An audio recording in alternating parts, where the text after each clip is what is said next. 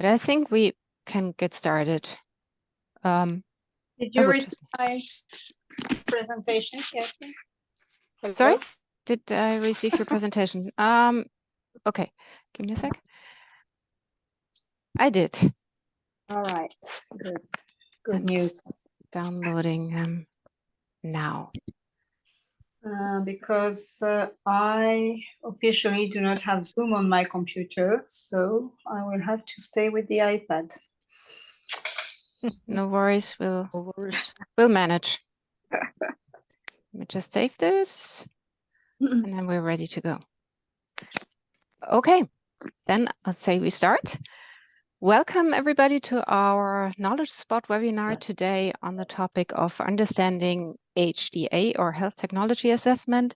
My name is Katrin Schuster. I'm the Executive Director of SPAGN, of Sarcoma Patient Advocacy Global Network. And before I introduce our speakers today, I have 2 or 3 sentences on housekeeping notes. We are recording this webinar. Just for your information, we will also be putting that on our website and our YouTube channel. I just wanted to make you aware that we don't know what Zoom does with your data. So in case you don't want to be recognized, please change your names. Other than that, unfortunately, there's nothing much we can do. During the presentations, please mute your microphones just to avoid any background noises.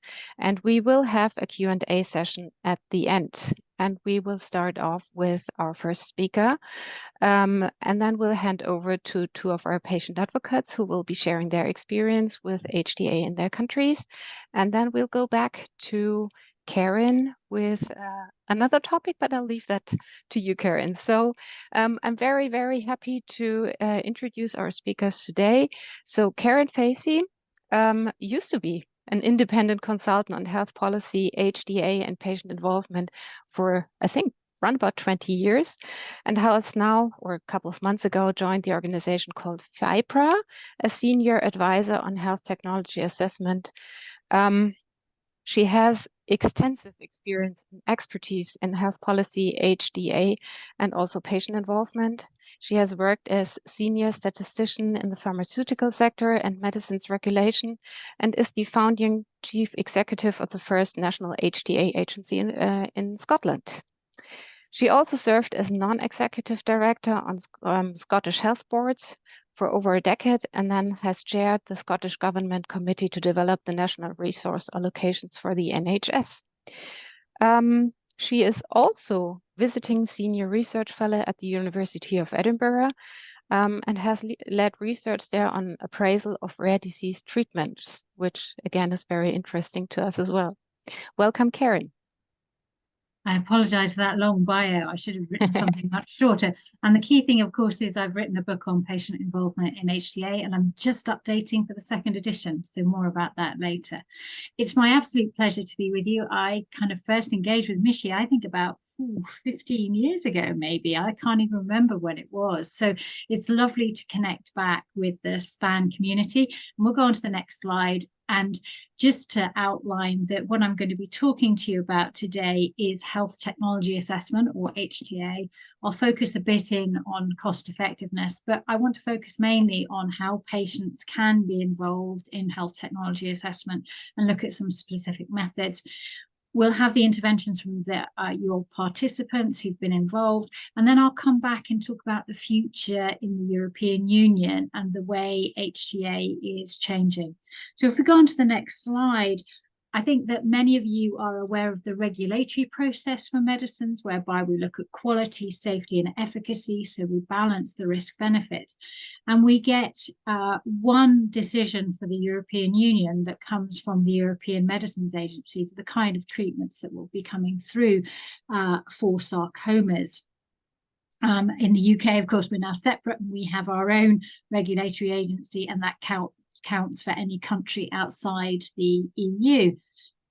And they take all the evidence that comes from pharmacokinetic studies, from animal studies, from clinical trials to make that determination. But the question is then, so you have one decision for Europe, what then happens? What then happens is your individual health systems in your own jurisdiction have to decide whether to invest in the medicine. So if we go to the next slide, we all know that health systems are under strain at the moment. There are questions about sustainability. So every health system is making a very, very difficult decision about whether this drug that has been shown to be working in a clinical trial should be paid for, and what price should be paid in their own jurisdiction. And that's a difficult conversation because sometimes medicines are very expensive. And so therefore we need to ensure that they're providing good benefits so that we're not taking care away from other patients that could get more benefits. So this is a challenging discussion to be had. So how do we ensure that there is equity and fairness in our health system? Well, if we go on to the next slide, we actually use this process called Health Technology Assessment. And you may think this is new, but it's actually been in place since 1976. It started in the US, then went to Scandinavia in the 1996. Health Technology Assessment was brought into Australia and into England and the UK in 2000, and the rest of Europe has been developing HTA processes since that point. And HTA is defined as a multidisciplinary process that uses explicit methods to determine the value of using a health technology at different points in its life cycle. And the point is, it's meant to be a systematic, evidence-based process, and it informs decision-making. And for medicines, it particularly informs the pricing and reimbursement process. So if we go on to the next slide, the key for us here is, what do we mean by value? And here, in the context of a healthcare system, the decision they're making is, should I spend money on this compared to the treatments that are already available for these patients? So it's a comparative assessment. So we look at so-called clinical effectiveness and safety, that's sometimes called relative effectiveness or comparative effectiveness. We take the new treatment and say, how much better is it? What is the added patient benefit of this treatment compared to current standard of care? And in some countries, they look at costs and economic implications combined in with that clinical effectiveness, so-called cost effectiveness. In other countries, the Scandinavian countries in particular, they also include ethical, social, legal, and cultural issues are put into the evaluation. And in countries like Canada now, they have a clear ethical analysis written within their health technology assessments. And also with the more complex treatments like the CAR-Ts, there are questions about organizational issues and increasingly discussion about environmental impacts. And in some systems, they also have a specific section which says, and what are the particular impacts on patients, relatives, caregivers, and the society as a whole that should be considered. And over the past 23 years, I've been advocating that that last bit should be essential in all health technology assessments. And that's what I advocate for. We're gradually getting more and more countries that see this as a separate section, not woven into one of those other sections. If we go on to the next slide. I'm just going to focus on this cost effectiveness bit because it's one of the most challenging areas. And cost effectiveness is a form of economic evaluation, which is the comparative analysis of the alternative courses of action in terms of both their costs and their consequences. And this is a definition from Mike Drummond, who's one of the sort of grandfathers of health economic evaluation. And the challenge for us in this kind of evaluation is that often with these products, where we see the benefit, the good consequences, comes over a fairly long period. So we might have a clinical trial that's of 6 months or 12 months if we're lucky. In large diseases like cardiology and diabetes, we may see 4 or 5 year trials, but we don't see that in things like rare cancers. And so what the payer has to do is take good evidence from clinical trials, but then say, well, often that's 6 months. I want to know what the benefit is to the patient over 3 years or 5 years. So they have to understand how that data might extrapolate. They have to look at follow-up data. And this is challenging. So there are uncertainties in the evidence base on which the payer has to make a decision about whether to invest in the treatment or not. And a key aspect of this economic evaluation is the so-called quality adjusted life years, which is saying we're not just looking at how long someone lives, but we're looking at their quality of life. And one of the kind of contentious issues of health technology assessment, particularly in the UK, is that to determine this quality adjusted life year, a generic patient reported outcome is used. And often there is discussion about whether that generic patient reported outcome really captures the added benefit for a particular condition. If we move on to the next slide.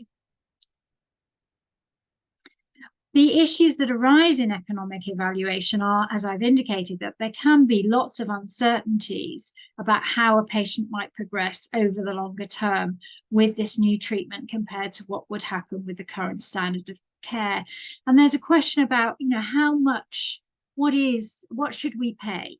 And in the UK, there's a general consideration, although it's not clearly stated, that we will pay sort of £20,000 to £30,000 for a quality adjusted life year.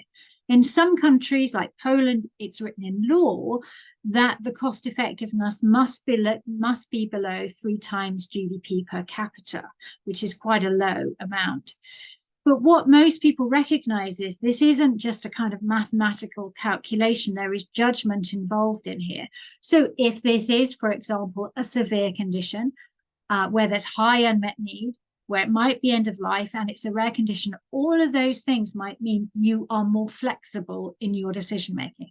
And how different committees and different jurisdictions handle this flexibility is often challenging to understand. So it's always important to try and understand what's happening in your own jurisdiction, because these things vary. Going on to the next slide.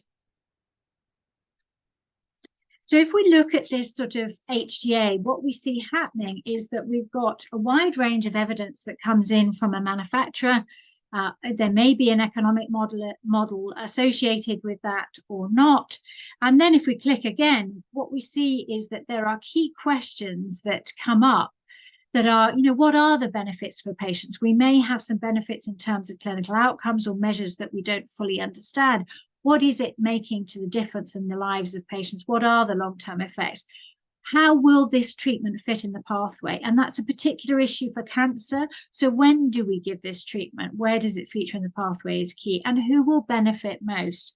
If we click 2 more times, Mishi, what we'll see here is that clinicians have been asked to help committees address those kind of issues. But increasingly, where we're saying patients should be involved is to sit with a committee and help them discuss these kind of issues, because often patient groups can have insights into these issues when the data are shared with them. If we go on to the next slide, this gives us a clue for where patients can be involved, because actually we would all agree that you have more experience than anybody, because patients and those you live with and care for are the ones that know what it's like to live with a condition day in, day out, what matters to you, what's important, what the burden of illness is, what the unmet need is, and what the impacts of new treatments are. The experience is both good and bad, both positive and, for example, the patients who might stop treatment, you may be able to understand that better than anyone. So if we go on to the next slide, we recognize that this is a good thing to do, but given that HTA is evidence-based, it's run by scientists and researchers, they can be quite reticent about involving patients, and patients can be accused of being the mouthpiece of industry. And we've seen various articles about the bias in patient groups. So it's really important for patient groups to be seen as being independent and trusted. And so let's look at some tangible ways about how patients and patient groups can be involved in HTA. So if we go to the next slide. What we can see is there are two main ways that patients can get involved, and we defined these back in 2010 in the HTAI, that's an international HTA community, and we said that patient involvement has two aspects. Firstly, any stakeholder could develop strong patient-based evidence, so that could be qualitative research, it could be quantitative research about patients' views, perspectives, and experiences. So we could be encouraging, particularly manufacturers and public organizations, to be finding out from patients what it's like to live with a condition and the impact of new treatments. But also patients and patient groups themselves could be participating in these processes. And if we click again, you'll see that book I mentioned. That has some conceptualization chapters, but it gives some examples from countries, but I don't need to go into those because we've got some examples from your own. So if we go on to the next slide, I'm going to just briefly run through some of the areas that patients can get involved. And my message is quite clear. Patient representatives can get involved at nearly every stage of health technology assessment. Now, every member state and country runs HTA in a different way, but I believe patients can be involved from the point at which a topic is scoped, so where you define exactly what the topic is, exactly what population is going to be considered, through to evaluating the evidence and communicating the evidence. So if we go on to the next slide, I'll drill down into a couple of the most kind of popular areas for patient group interest. So firstly, ideally, patients should be able to suggest topics. Now, in many countries, all medicines are assessed, so you don't need to assess those. But it's important for patient groups to think about whether there are medical devices or AI interventions that perhaps could be helpful to their community and to propose them. Patient groups and patients may get the opportunity to be involved in a multi-stakeholder meeting, perhaps in advance of a main decision-making committee, perhaps with clinicians, to share their views about the added benefits of a treatment and perhaps what's not being captured in the clinical trials, and that can be hugely valuable. There can be structured in submissions of information where you get a template to fill in, and I'll go into that in a moment. And there can be points for consultation, and patient groups getting involved in that is particularly important. And some of the things that are perhaps less popular, but I think are really important, are when HTA researchers are encouraged to contact a patient group or to run focus groups with patients before they start their appraisal. That can be really important to help them understand the context of the evidence that they're looking at. There can be workshops. I'm involved in Health Technology Wales, in the patient and public involvement group there, and we run workshops with patients or carers, depending on the topic, to understand issues about using the technology. And a really important area is developing patient involvement processes with the HTA body, and that happens in some organizations. So if we go on to the next slide, as I said, one of the most important areas is this submission topic, and that's where a number of countries have taken on board this process. So if we go to the next slide, what we can see is there are we first developed this form actually in Scotland in about 2005, so it's almost been in place now for 20 years, and we found that these 4 questions are the key things you need to think about. So you need to be able to articulate what it is like to live with the illness. You need to be able to explain the issues with current therapies and the challenges, which leads to the unmet needs for a new therapy. You then need to be able to either demonstrate how patients have experienced the new therapy, but sometimes it's hard to do that. If patients in your country haven't been involved in a clinical trial, they won't have any experience of this new treatment. But you can say what your expectations are and what you want from that new treatment. And then to be able to briefly summarize that is really important. And there are some of these things I encourage umbrella groups to think about. Some of this is generic. You should be able to explain what it's like to live with your condition. So if you had that as a text, as an umbrella organization, In different member states, people could draw on that. Then the experiences with current therapies may change a little across the countries within your jurisdictions because there may be different standards of care, but at least you've got a starting point there. So if we go on to the next slide, there is also help for this. On the HTA website, we provide a number of guidance for patient groups, which are how to complete one of these templates, how to run a survey, how to run a focus group, how to get ethical approval or ethical considerations for this kind of research if you want to do it in your own groups. And if we move on to the next slide, what it is you want to pick out on here is you don't want to be repeating the clinical evidence. You want to be providing insights which are going to make the decision makers think. So here, one of the groups I've worked with, polycystic kidney disease, here's a picture of a polycystic kidney. Often very extended stomachs and can lead to dialysis and kidney replacement in the 50s. Actually describing the journey of the disease and the particular population that's coming forward is really important. Explaining the burden of current treatments, this one showing how intravenous cancer therapy, you will all know this, going into a hospital versus being able to access something more locally can be really challenging, particularly for countries where there are remote and rural issues.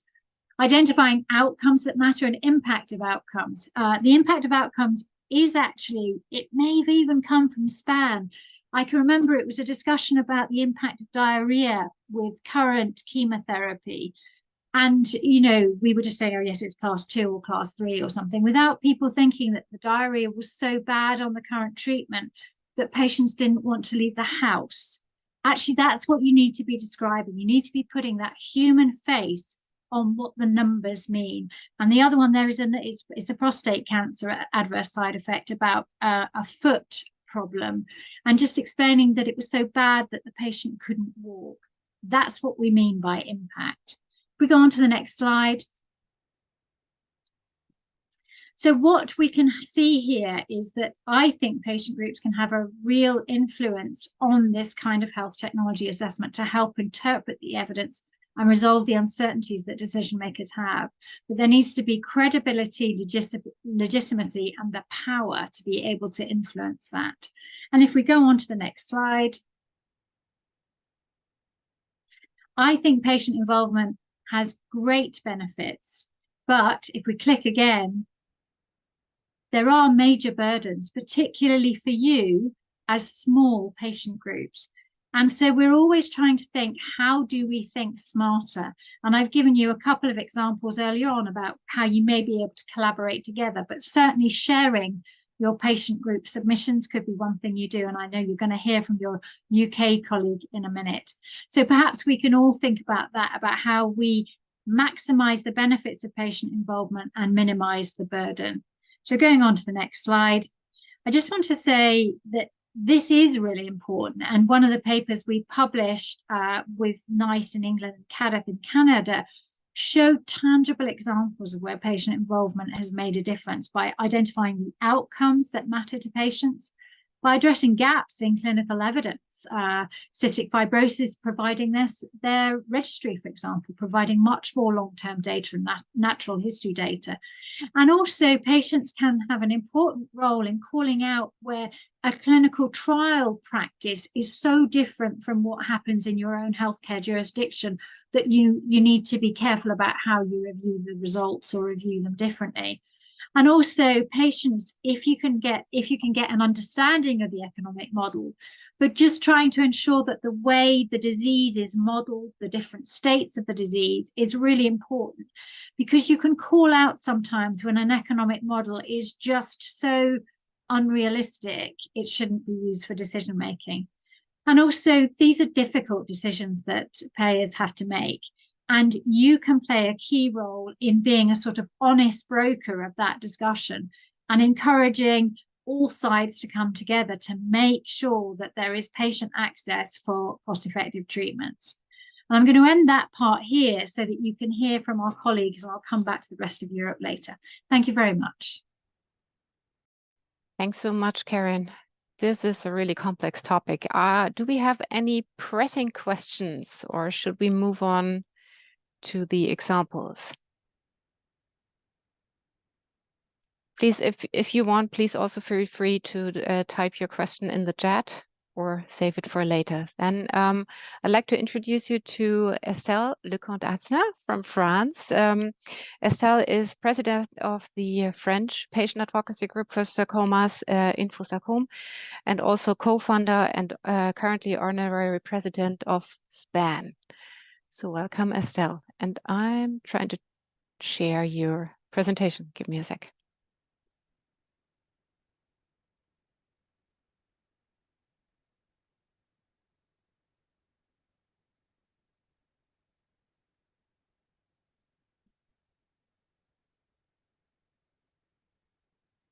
Can you see the presentation mode now? Or is it the presenter's mode? That's the presenter mode at the beginning at the moment.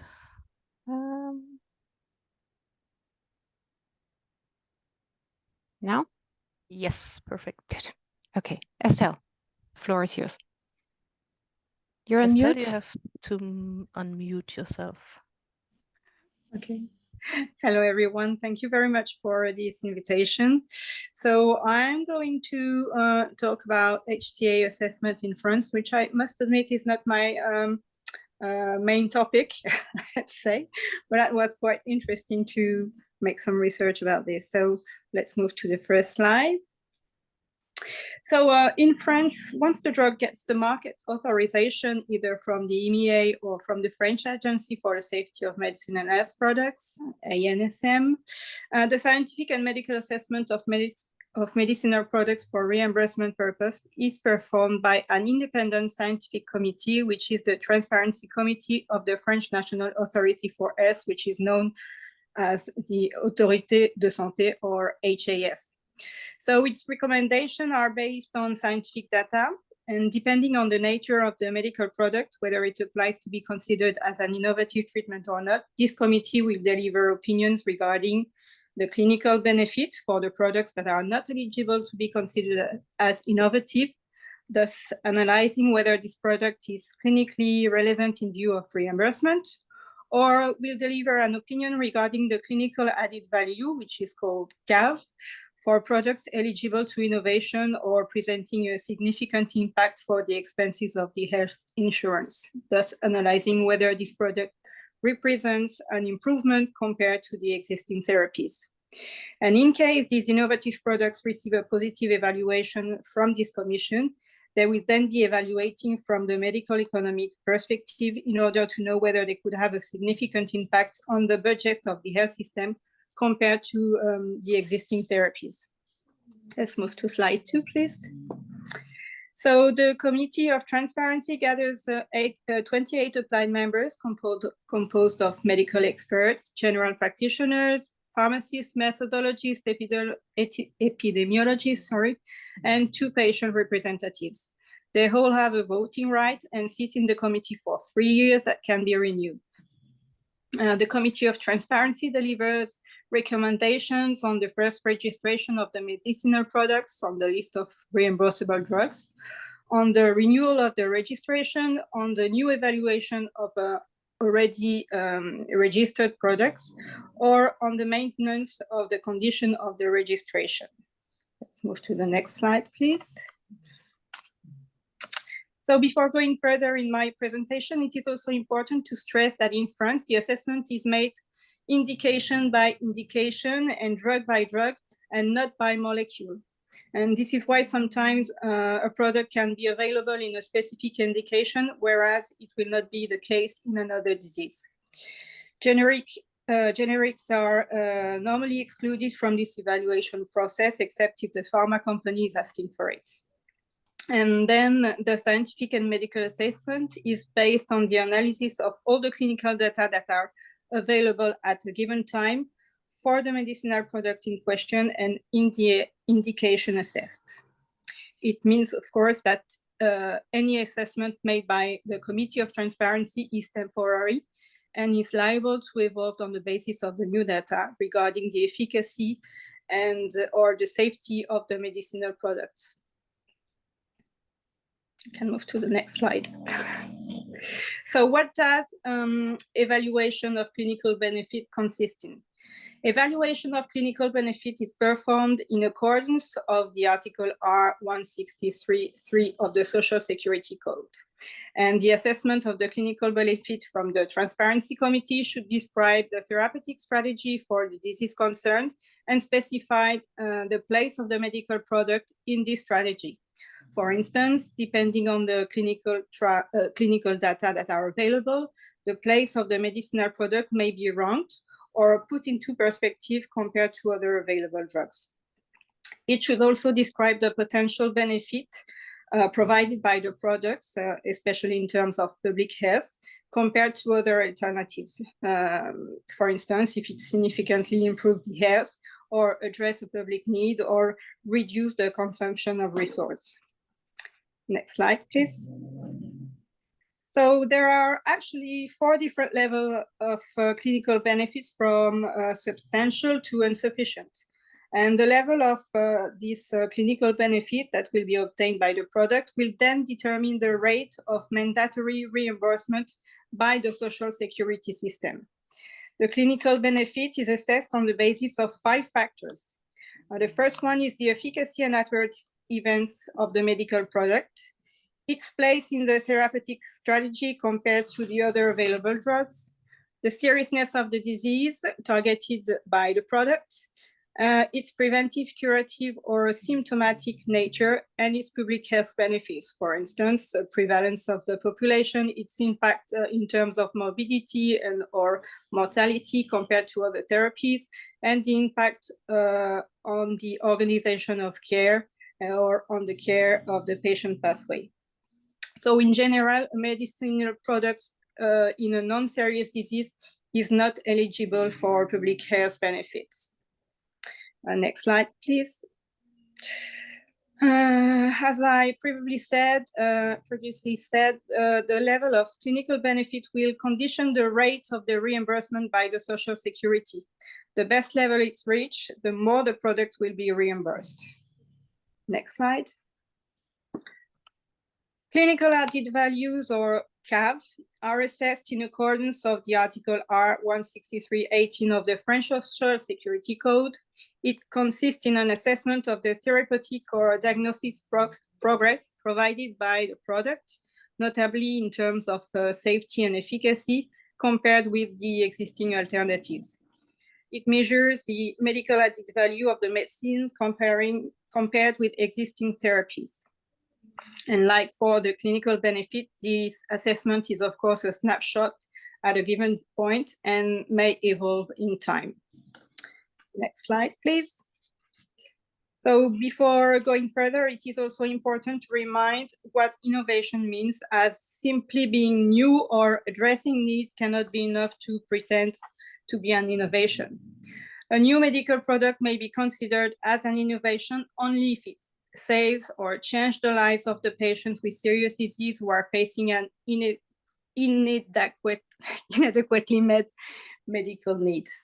For instance, patients who have no alternative or who are facing very poor efficient alternatives.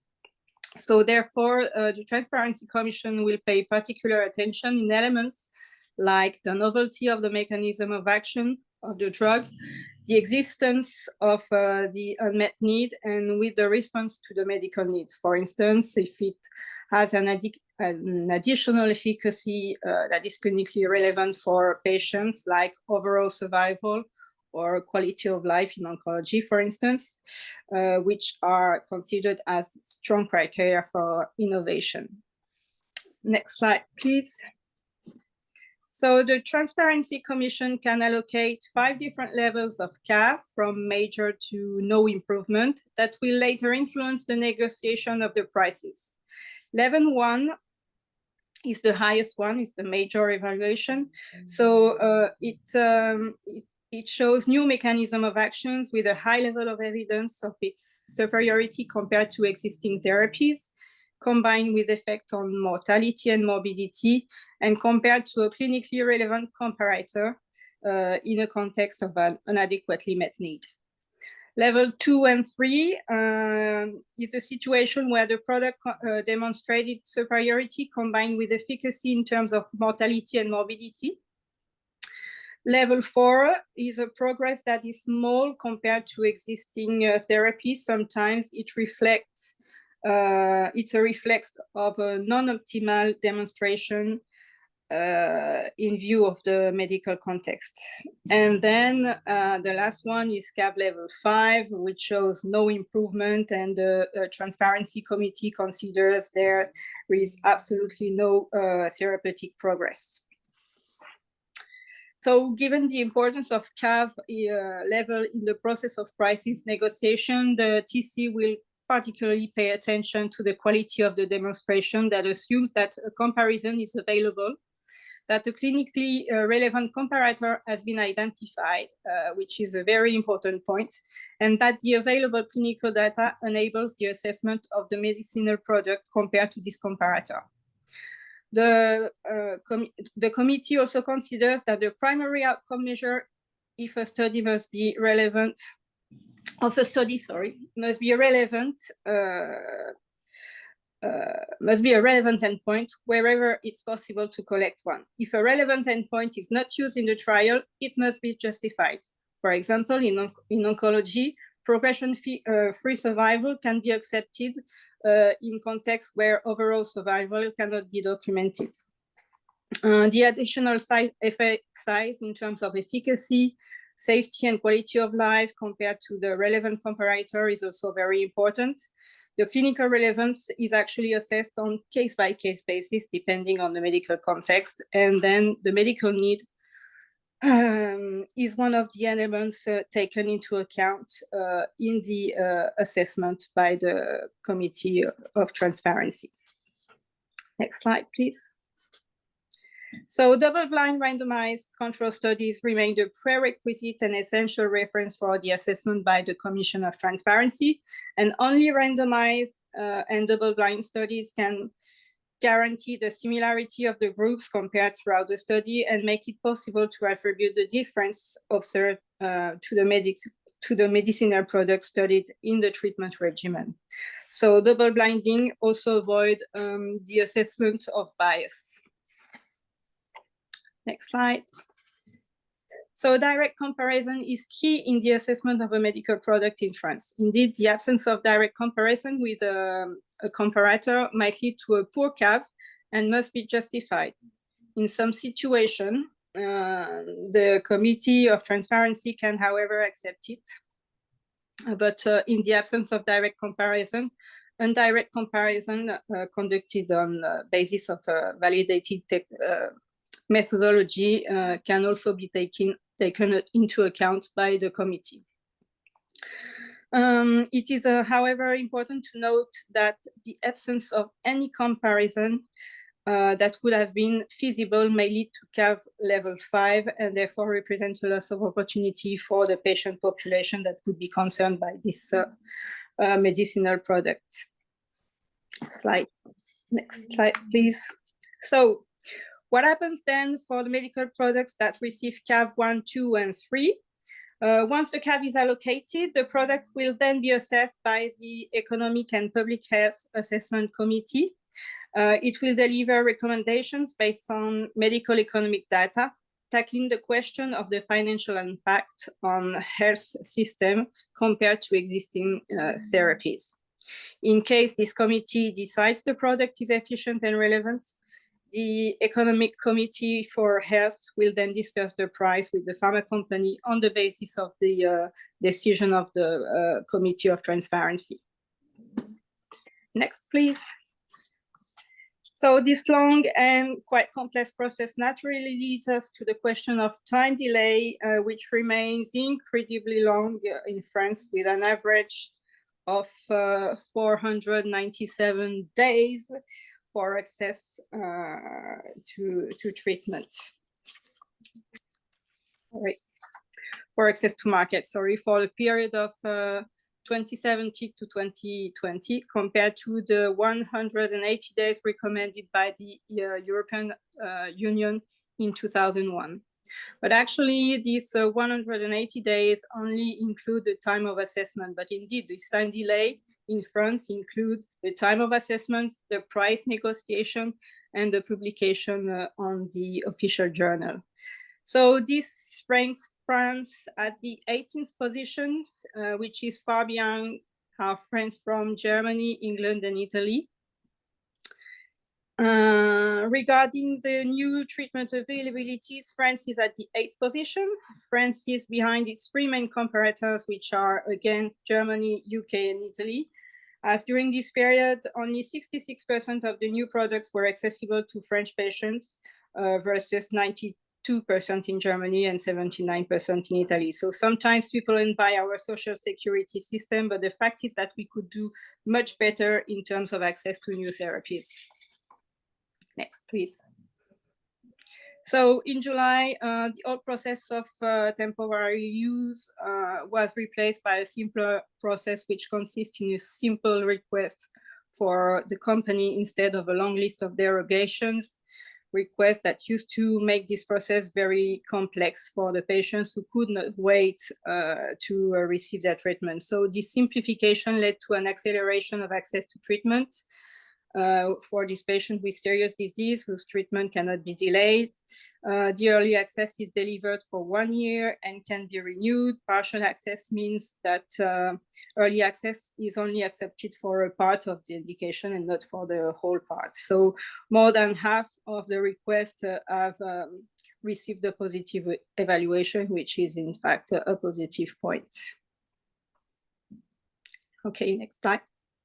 So what should we remember for this? So in France, drugs are assessed by the Committee of Transparency, which deliver two criteria of evaluation, clinical benefit and CAV. One is influencing the level of reimbursement by the social security system, and the other one is has a direct impact on the negotiation of price. We are still far behind many European countries regarding the access to markets. So we still have a lot of work to do to reduce the time delay, especially the paperwork, which is really a nightmare in France. And because we could do much better to improve access to new drugs for the French patients. Thank you. So if you want more, these are the links.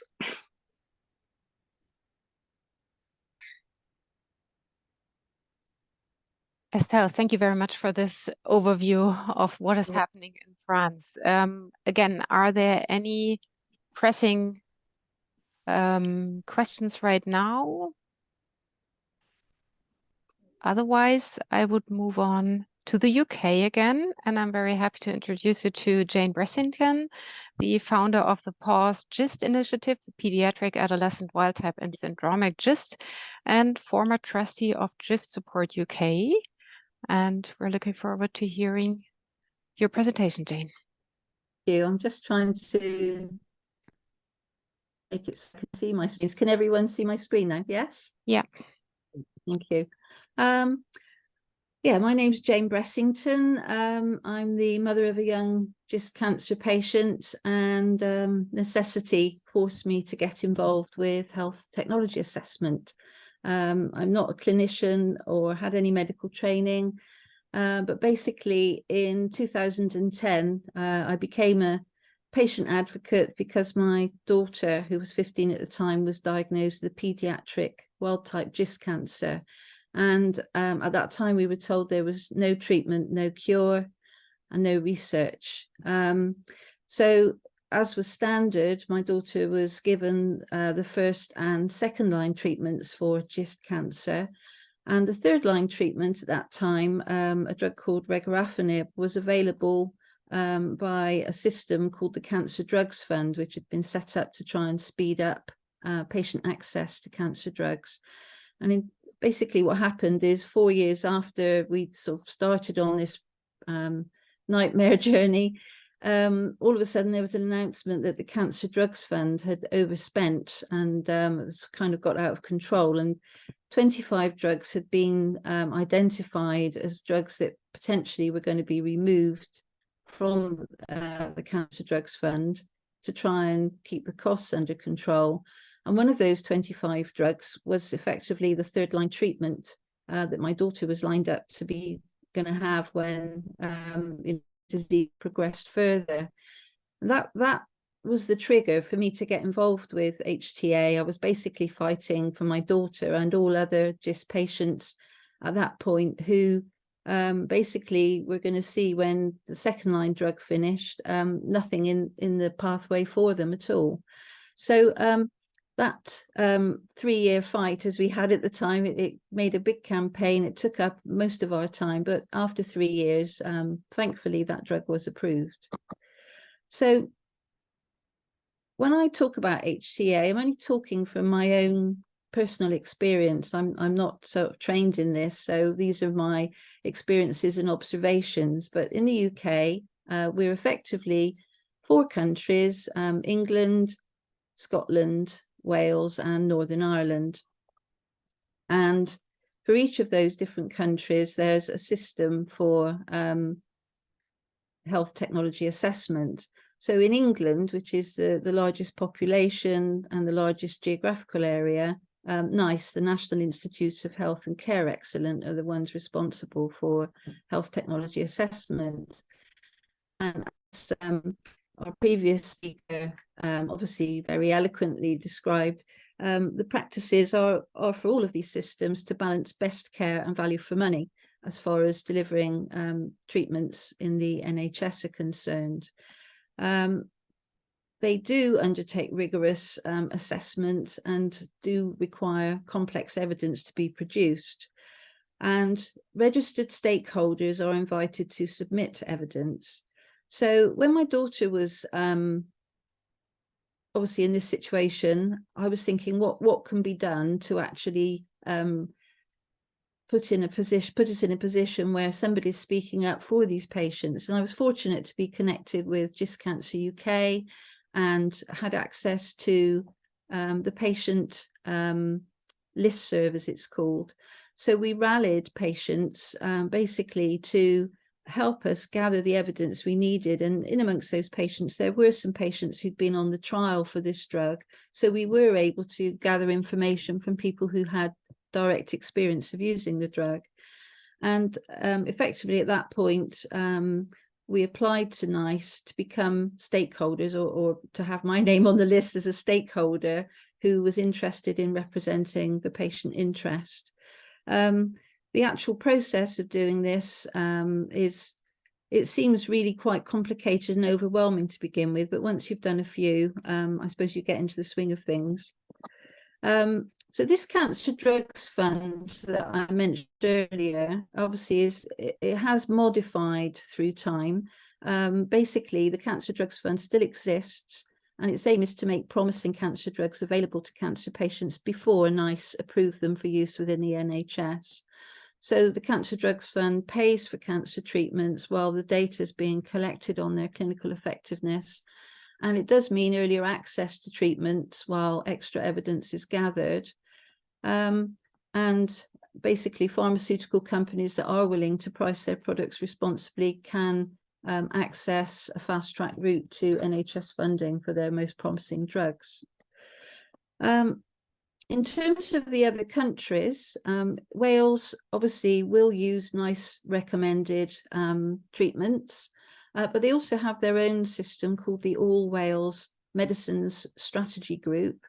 And obviously when we were going through the regorafenib campaign, one of my colleagues at the time was invited to go along to their review of the drugs because I wasn't able to go because I was elsewhere doing another review somewhere. But the reviews there take place in similar fashion, I suppose, to the other processes in each of our countries. And once approved, the medicines are available to patients within 60 days of the approval date. Sometimes NICE in England will carry out and publish guidance for medicines that have already been assessed in Wales. And my understanding is that NICE guidance then replaces the All Wales advice or supersedes it. The Scottish Medicines Agency They're the national source of advice for the Scottish NHS. And the process, in my experience, was slightly different. They have an element to it of their assessment called PACE. And on the regorafenib campaign, we were asked to go along and present in person for one element of it. And apparently this PACE system really only is for end of life and rare conditions. That process that we went through on that occasion really did give us a lot of heart about we actually had been listened to in terms of what we were presenting. The feedback we had after our presentation was really helpful as well. They did actually say it was one of the best presentations they'd ever seen made by a patient group. So the other thing, I suppose, with the Scottish system is they actually bring that to the top of the agenda in terms of whenever you're sort of in their presence, they talk about wanting to understand the experiences of patients and their families, and it being one of their top priorities. So it's a very good system. Northern Ireland adopts NICE guidance. The Department of Health in Northern Ireland reviews all the approved medicines from NICE, and I believe in the main do then adopt those medicines. So from a patient perspective, I suppose if you've never been involved in a health technology assessment process, my advice would be, obviously, within your country, one would hope that there'd be some kind of web presence where you could actually submit your interest in becoming involved as a patient representative, a stakeholder. So stakeholders are generally clinicians, patients, patient carers or advocates, and pharma representatives. And then having registered as an HTA stakeholder effectively with the body that does the reviews, when a treatment comes along that's going to be relevant to the disease that you're representing, in my case GIST, you're contacted to ask if you'd like to participate. And obviously, in terms of invitations, since that very first one, which I kind of invited myself to, I've been involved in 6 others, I think it is. They've been a variety of different treatments. Some of them TKIs. Of the 5 TKIs I've been involved in assessments for, 3 of them have been approved, which is good. I've also been involved in a scoping exercise for a surgical intervention for GIST, which was a surgical intervention I'd never even heard of before, but it did make us do an awful lot of research, and we engaged with SPAGN at the time because it was an intervention which was known about more in Europe, and the information we gathered was, I think, found to be very useful as part of that approach. It hasn't been adopted yet, but it's not to say it won't be in the future. I think they're still at the scoping stage. So as a patient advocate, I suppose the one thing to bear in mind, quite technical. To begin with, you'll be presented with terminology which I'm completely unfamiliar with, and it will all seem potentially quite overwhelming at times. But the one thing it does do when you've been involved in these things is demonstrate how vital the patient voice is. I've been in, particularly in the PACE situation in Scotland, when I know that what we said changed the perception and the end result from being one that could potentially be negative into a positive one. So it's really important to get involved and be a voice representing what patients need. So really, that's the end of my talk. Patients have got the knowledge, the perspectives, the unique experiences, and they bring real life and need, or real life need, to what can feel like a clinical business meeting if you're not there making it real.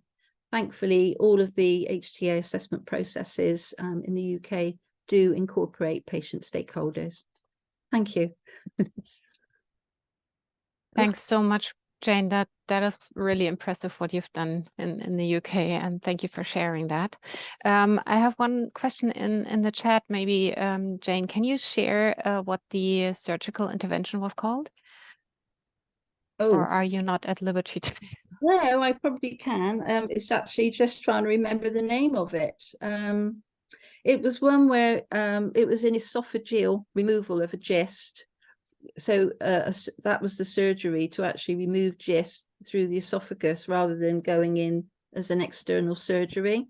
I gather it's feasible but very dangerous. So in the wrong hands, it can be obviously the wrong thing to do. But we did find one person in the UK who has experience of that type of surgery.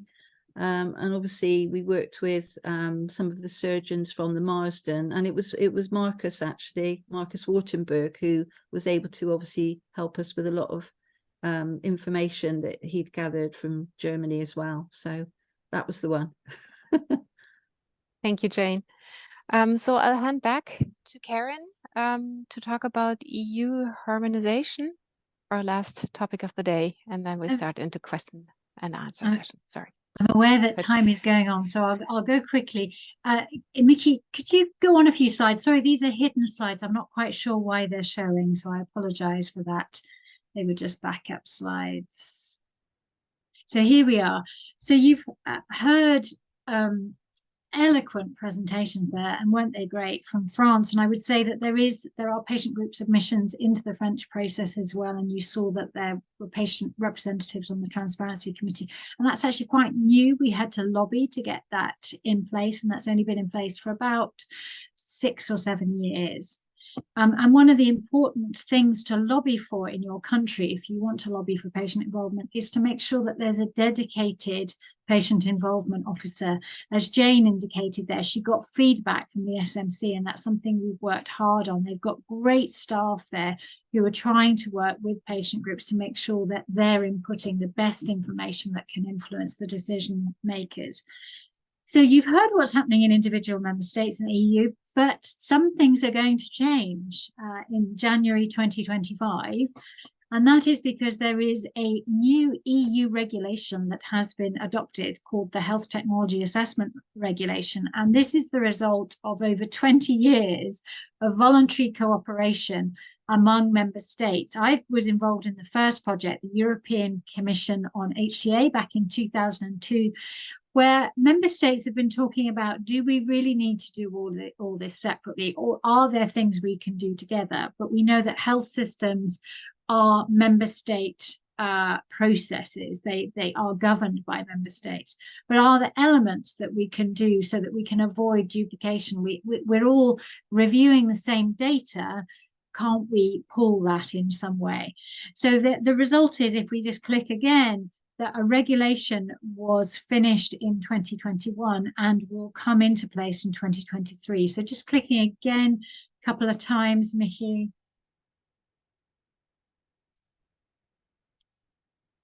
And if the slides aren't working, I can just talk without slides.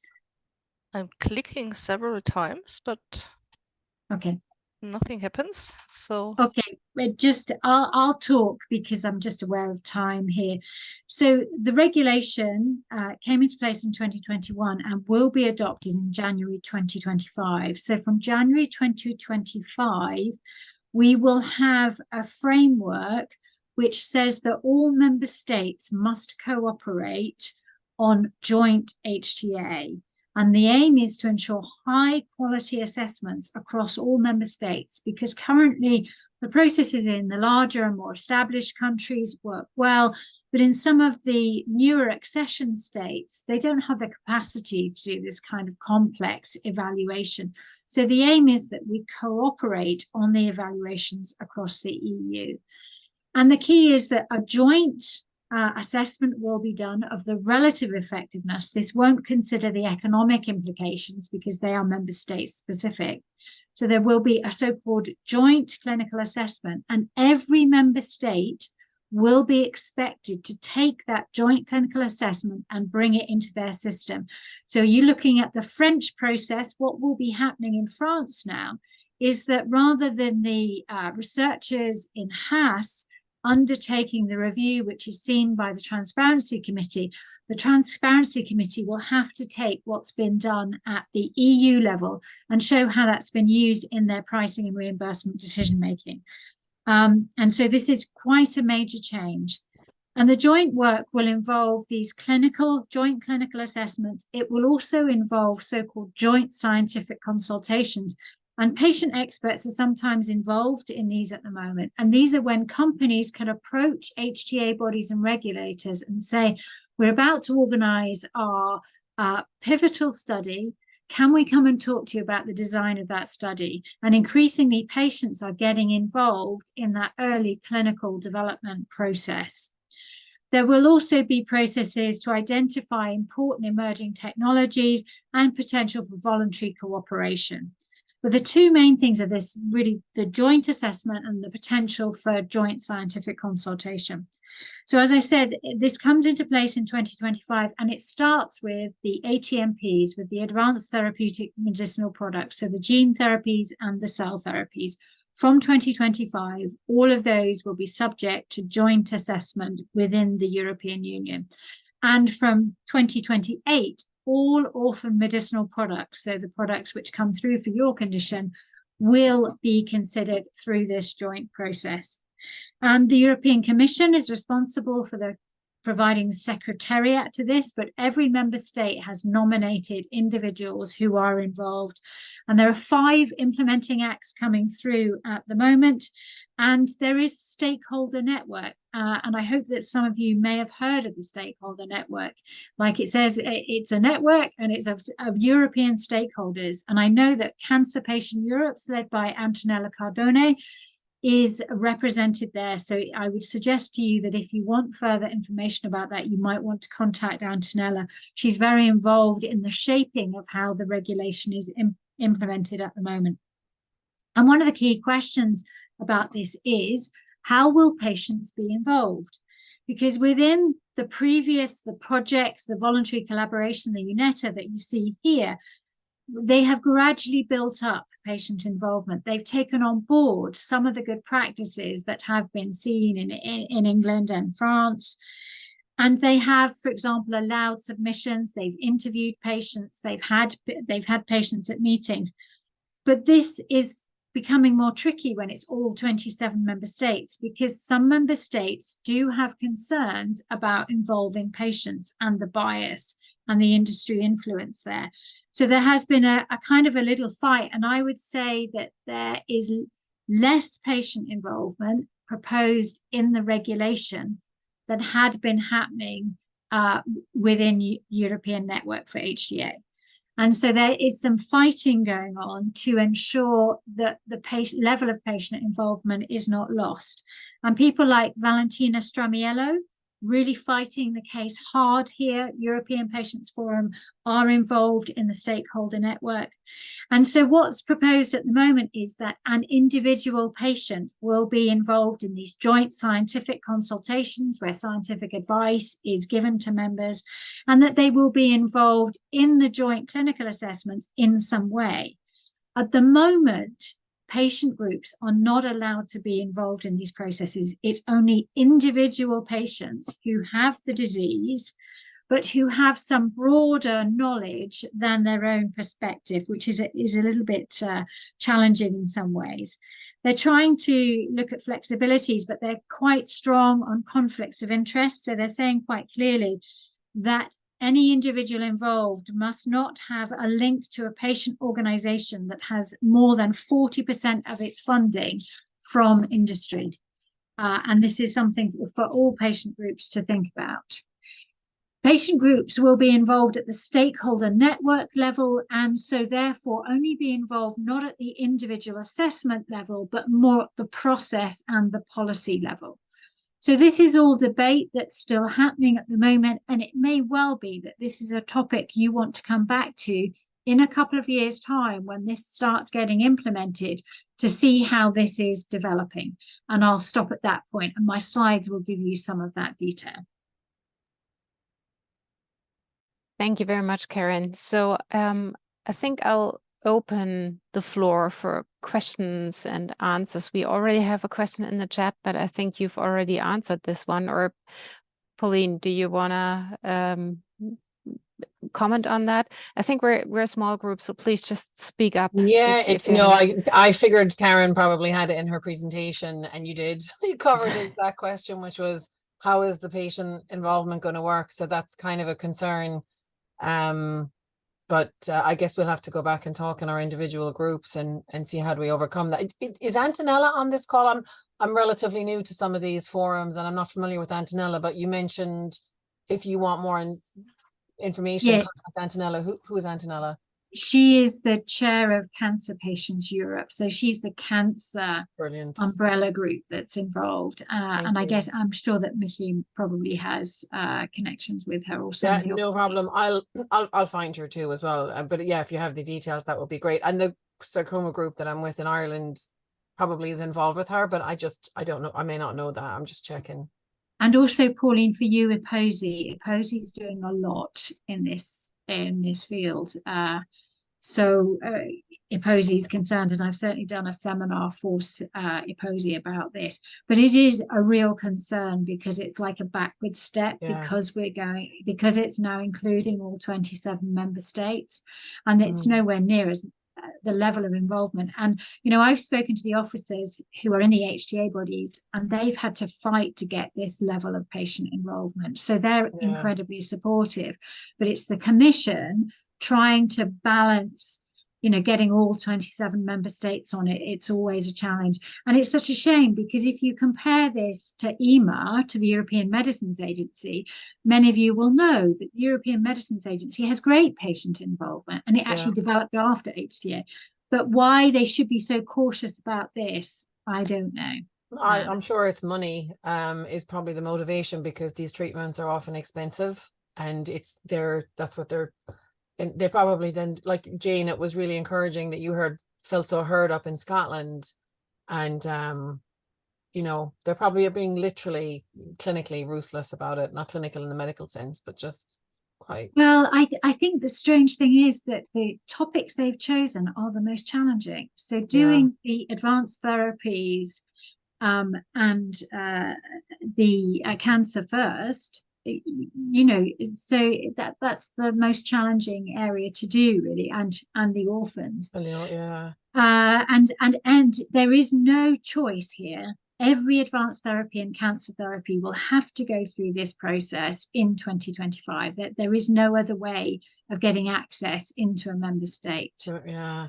And what's happening in the UK then? You're just completely able to decide this on your own. You're obviously not bound by this. So your processes will continue as normal, not affect. I figured that was the case, but just said I would check.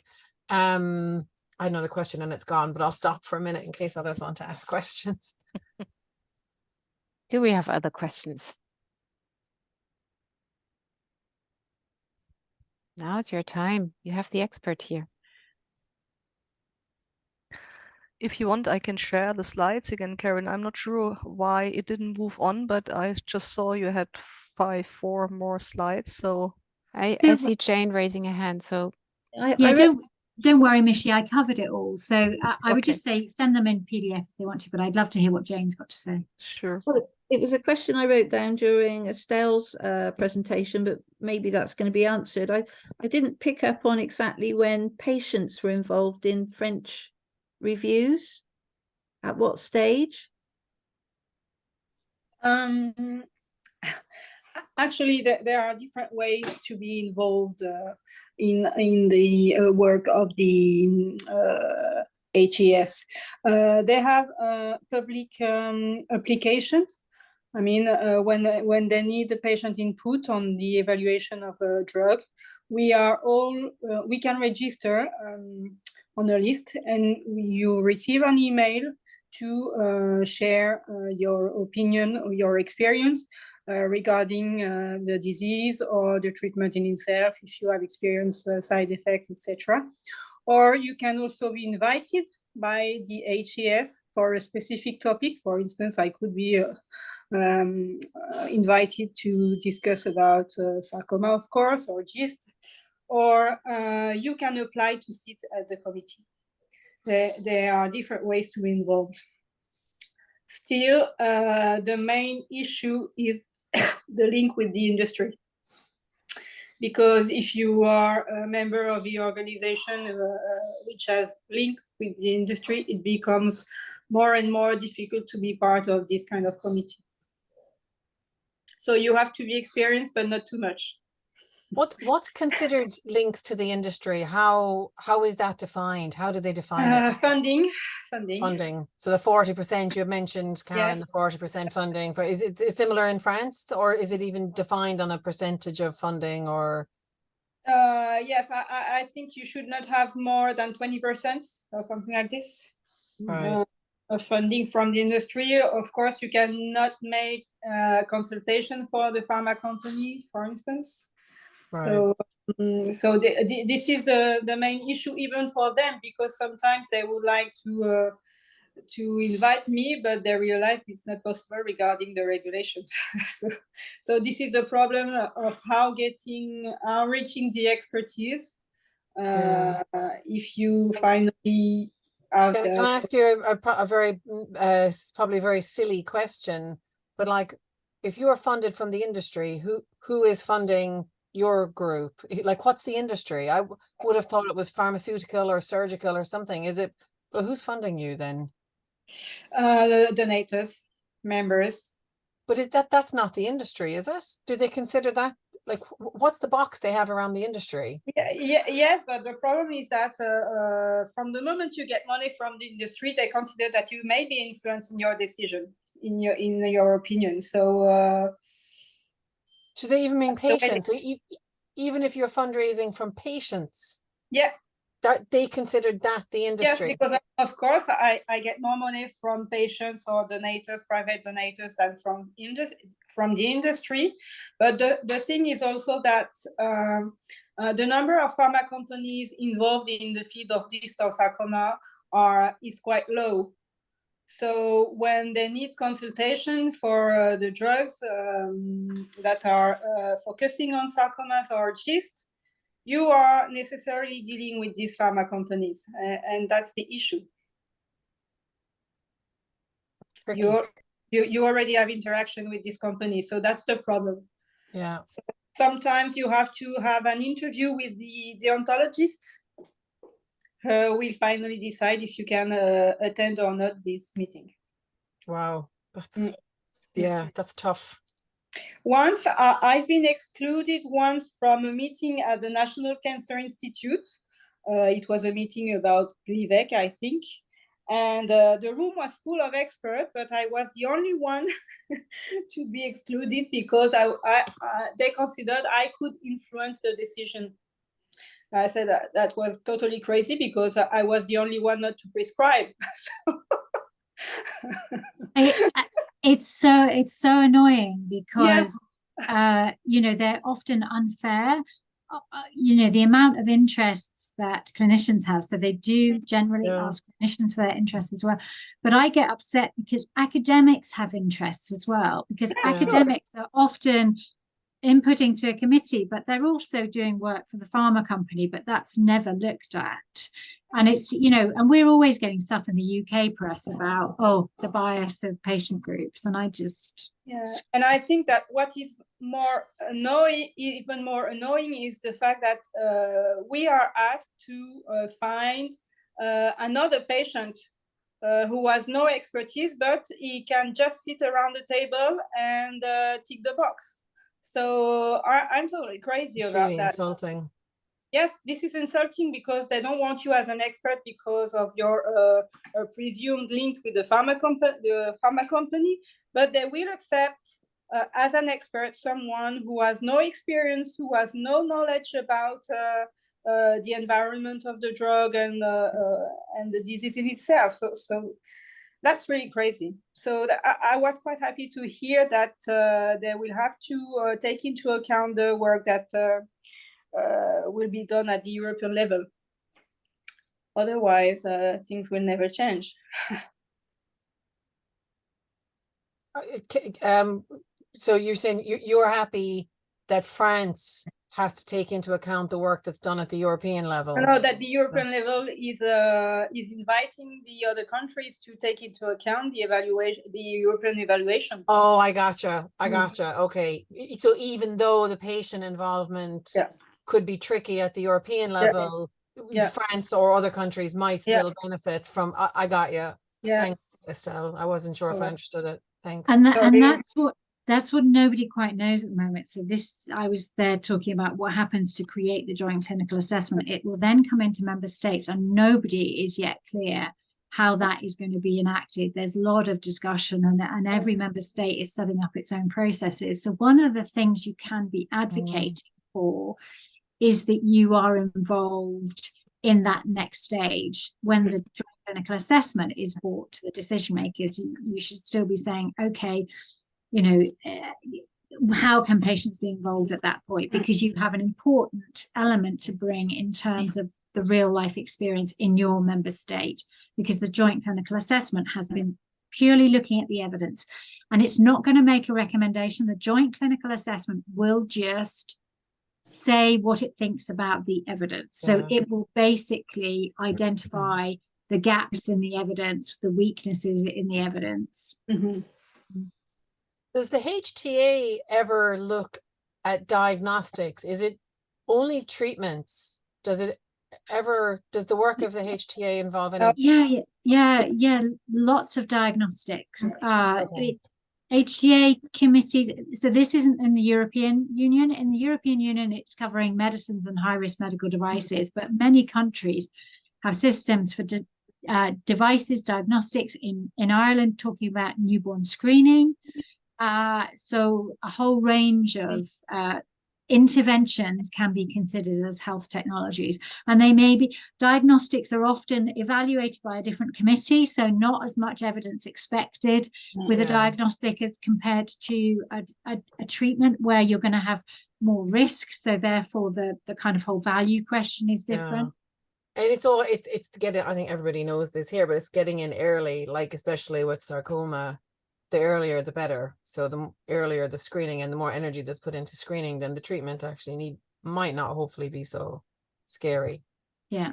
I think the important thing is that it's the health economics permeates healthcare now. Yeah. And the HTA is one element of it. And the health economic practice we have to take account of. I'm working with a clinical trial at the moment, which is a surgical one. And we are using the tool that Karen referred to, the generic tool, to look at the benefit that the patients get, so that when it comes to a health economic assessment of whether the experimental is better in practice than the standard of care, that data is there ready for them. You know, we're actually doing that in the research study. That's good. That's really good, Roger. Sarah. That's what happens when you get a patient involved in it. So the patients talk about their experiences, the lived experience, but I'm just curious, like if the advocates are ever finding like an economist or somebody to help work on creating that value or the quality adjusted life years in that process, or is there somebody else externally who's contributing that information? I could go on, Roger. Sorry. No, I was just going to say, I think the key thing about that is that the data is coming from the patient, and if you've got the professional researchers gathering the data and checking data quality, and it's how that data is then assessed within the health economic environment that makes the difference that counts. Sorry, Karen, go. You answer. Yeah, I was just sort of going to give you the other half of my patient involvement, which I didn't cover in the presentation, was this so-called what I call patient-based evidence, whereby, for example, economists have this approach called stated preferences research, which is a very specific way of trading off how many life years would you trade for this new treatment or new element. And I'm not explaining it very well because I'm not an economist, but there are quantitative methods for identifying patient preferences between two treatments. And there's also good social scientists who do great qualitative research. So you can formally write up a focus group or do systematic reviews of existing qualitative research. And some of the HTA bodies do that. So some of that can be done by HTA bodies. It can be done by researchers. So the whole area of qualitative evidence synthesis is something we try to promote, something that industry could do as well. And I keep saying, industry should be investing more, and HTA bodies should be investing more in developing patient-based evidence. And we quite often do it more for devices than for medicines because there are more gaps in the evidence for devices. And so in Scotland and in Wales, we undertake that review of the literature to specifically identify patient experiences. Because for some of the general questions, those experiences will be there. So it's a number of people could be doing this. So you encouraging others to invest in this is a good thing as well. If I may, you were touching on a question that I actually had.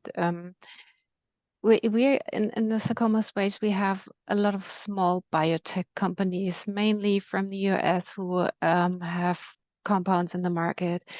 But we see them struggling when they come into the European market because of HTA processes. I mean, the harmonization probably is a good step forward, but is there anything we can tell the companies to do to take into account very early on, because we have that early discussions already, to make them aware, or well, just consider when they do their clinical trials, gather their data? Is there anything we can do? I think the really important thing you can do to them is to explain to them that it's very different in the EU versus the US. Many of the small biotechs don't understand that. Encourage them to go for joint scientific consultation. So now they'll be able to get joint scientific consultation across the whole of the EU and in parallel with the European Medicines Agency. So that's an obvious thing you can do. You can say, well, you should be going to this new EU process, getting advice from the decision makers upfront about what you need to do in terms of evidence generation. And that could be not just for the pivotal trial, but it could be if real world evidence generation might be needed. So I think that's one of the key things you can do. That's very helpful. Thank you. Do we have any other questions? Jane, I see you speaking, but you're on mute. I'm just wondering, I don't know whether it's appropriate or not, but Karen, obviously in relation to these small companies, obviously trying to navigate their way, are you available to them for consultative purposes so they can get the hang of what they're supposed to do? You're on mute. And lots of other consultancies. There are so many consultancies about this. So probably other companies specialize in this. I tend to, not get involved in the detail of individual systems, but I am available. I don't want you to stop giving me work. So I'm happy to talk to you for free, but I wouldn't be charging them. Yeah, but there are so many consultancies, but I think that saying to them they need to be partnering with somebody who understands market access in the EU is an absolute essential. Thank you. Okay, in the interest of time, I would say we come to a close. I would like to express my thanks, especially to our speakers, Karen, Jane, and Estelle, for sharing your knowledge, sharing your experience. This has been a really, really important step, especially for the ones like myself who haven't been in touch, for lack of other words, with HTA. So I've learned a lot. Thank you very much for sharing that knowledge with us, Karen. And I think it probably is the first of many discussions to follow. So thanks everybody for attending, and I wish you a wonderful rest of the day or rest of the evening, and hope to see you soon again. Thank you. Thank And I'll you. just